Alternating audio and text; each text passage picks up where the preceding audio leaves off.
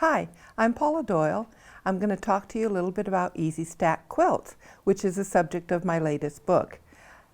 There's the cover of what the book is going to look like. It should be out later this year. If I look at the repeat, it's repeated here again.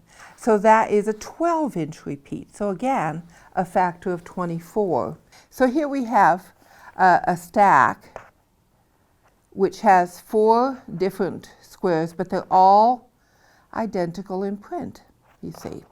And what you do is you turn the fabrics so that the same point is at the center.